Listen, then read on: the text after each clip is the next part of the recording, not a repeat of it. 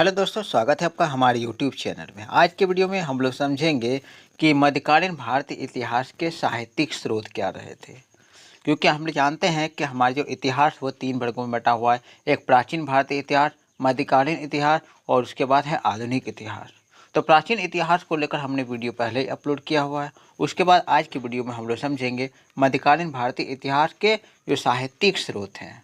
ठीक है, तो साहित्यिक स्रोतों में क्या होता है। देखिए, साहित्यिक स्रोतों में जो अलग अलग आत्मकथाएं होती हैं, जैसे बहुत सारे लोगों ने अपने आत्मकथाएं लिख के रखी है। उसके अलावा उसकी जीवनियाँ भी है, यात्रा वृत्तांत है। बहुत सारे दूसरे देश के यात्री भी यहाँ पर आए थे, उसने भी बहुत सारी किताबें लिखी थी। तो यहाँ के शासकों के बारे में बहुत सारी चीज़ लिखी थी। इसके अलावा और सारे दस्तावेज भी हैं। यानी कि मध्यकालीन इतिहास को लेकर इतने स्रोत अवेलेबल है और जिसके थ्रू इतिहास के बारे में जानकारी मिलती है। तो कुछ महत्वपूर्ण ऐतिहासिक स्रोत को हम लोग आज के वीडियो में डिस्कस करने वाले हैं। जो कि पहला स्रोत है वो है तारिक ए फिरोज शाही। ठीक है, तो बर्नी ने लिखा है तारिक ए फिरोज शाही। देखिए, बर्नी ने इस ग्रंथ में खिलजी तथा तुगलक वंशों का आंखों देखा हाल का वर्णन किया है। क्योंकि बर्नी उसके दरबार में रहते थे, तो पूरा उस समय को क्या क्या घटनाएं घटी थी वो सारे आंखों देखा वर्णन बर्नी ने अपनी किताब तारिक ए फिरोज शाही में किया है। इस ग्रंथ के बारे में उसने लिखा है कि यह एक ठोस रचना है जिसमें अनेक गुण सम्मिलित है। जो इसे इतिहास समझकर पढ़ेगा उसे राजा और उसके अलावा सामाजिक, आर्थिक और न्यायिक सुधारों का भी वर्णन किया गया है। ठीक है, इसमें कहता क्या है कि जो इतिहास समझ कर पढ़ेगा और उसमें इतिहास के बारे में जानकारियाँ मिलेगी, उस समय का समाज किस टाइप का था, उसके आर्थिक और न्याय के हालत किस तरह का थे, वो सारा चीज़ इस किताब में वर्णित किया गया है। इसमें बहुत सारे कवियों, दार्शनिकों, संतों की लंबी सूची दी गई। उस समय जो बड़े बड़े कवि होते थे और बहुत सारे दार्शनिक होते थे और संत थे, उन सब का भी उल्लेख तारीख फिरोज शाही किताब में मिलता है। तो बर्नी ने जलालुद्दीन तथा अलाउद्दीन के पतन के कारणों को भी वर्णन अपनी किताब में किया है। तो यहाँ तक का वर्णन जो है तारीख फिरोज शाही में किया गया है। ठीक है, दूसरा जो साहित्यिक स्रोत है वो है तुजु के बाबरी। तुजु के बाबरी यानी कि बाबर का लिखा बाबर का आत्मकथा है तुजु के बाबरी। ठीक है, बाबर की आत्मकथा तुजु के बाबरी अथवा बाबरनामा। ठीक है, अथवा इसको बाबर के संस्मरण भी कह सकते हैं। इसका जो लिखा है बाबरनामा, किसने लिखा है? उसने खुद लिखा है। ठीक है, तो बाबर ने इसे चगताई तुर्की भाषा में लिखा। ये जो तुजु को बाबरी है, बाबर ने खुद ही लिखा है और ये है चगताई तुर्की भाषा में लिखा है उसने।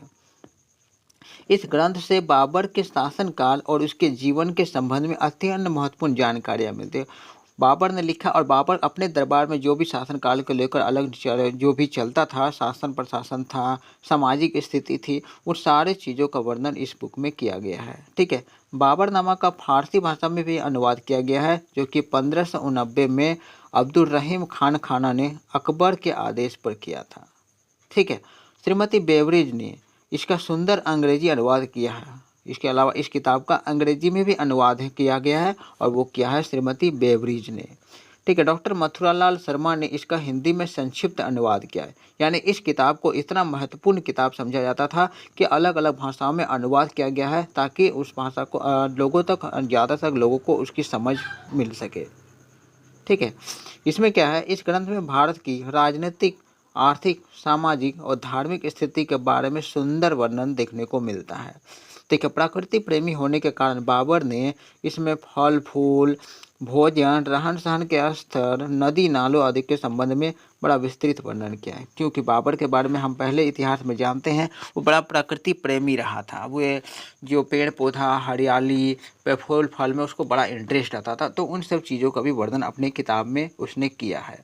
इस ग्रंथ से भारत तथा मध्य एशिया के बारे में महत्वपूर्ण जानकारियाँ भी मिलती है। ठीक है, उसके बाद का ऐतिहासिक जो स्रोत है, साहित्यिक स्रोत, वो है अकबरनामा। अब अकबरनामा किसने लिखा है? तो वह है अबुल फजल ने लिखा है। ठीक है, यह ग्रंथ अकबर के वजीर अबुल फजल ने लिखा था। वह 1575 ईस्वी के लगभग अकबर के संपर्क में आया एवं उसका विश्वास पात्र बन गया। कहते हैं कि अकबर के बहुत करीब आया अबुल फजल और अबुल फजल ने अकबरनामा लिखा था। ठीक है, 1602 ईस्वी में सलीम ने वीर सिंह बुंदेला द्वारा उसकी हत्या करवा दी गई। ठीक है, वीर सिंह बुंदेला ने क्या किया, इसका अबुल फजल का हत्या करवा दी थी। अबुल फजल बहुत बड़ा विद्वान था। अबुल फजल का अकबरनामा 3 जिल्दों में है। जो इसने किताब लिखा है अकबरनामा, वो 3 जिल्दों में है, 3 भागों में बटा हुआ।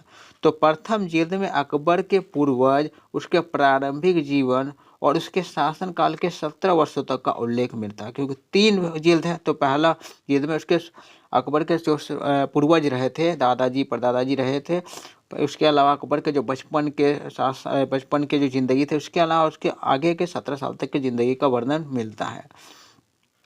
जो दूसरा जिल्द है उसमें 17 से लेकर 46 वर्ष तक का इतिहास का वर्णन है। ठीक है, अकबर के 17 से लेकर 46 वर्ष तक जो शासन किया, जो भी उसने काम किया, उसका वर्णन इसमें मिलता है। और तीसरा जिल्द में आईन अकबरी है, जो कि पृथक ग्रंथ माना जाता है। ठीक है, यानी तीसरा जो जिल्द है उसे आईन अकबरी कहा जाता है। देखिए आगे क्या है कि अबुल फजल ने अकबर का अत्यधिक प्रशंसा की और उसके ग्रंथ में तत्कालीन राजनीतिक घटनाओं के साथ सांस्कृतिक दशा का भी पता चलता है। अबुल फजल जो है अकबर के बहुत करीब रहे थे, बहुत करीब से उसको जानते थे, और अपने ग्रंथ में उसने अकबर की बड़ी तारीफ की थी। क्योंकि अकबर के बारे में हम जो जानते हैं कि बड़ी सहिष्णु थे, हिंदू मुस्लिम को साथ लेकर चलते थे, और बड़े अच्छे अच्छे काम भी उसने किए थे। उसने प्रत्येक महत्वपूर्ण घटना से पहले उनकी प्रस्तावना लिखी है। अबुल फजल ने जो किताब लिखा है, जो कोई भी घटना लिखने से पहले उसके बारे में थोड़ा सा जानकारी पहले ही दिया है। उसके विवरण से तत्कालीन धार्मिक स्थिति पर भी प्रकाश पड़ता है।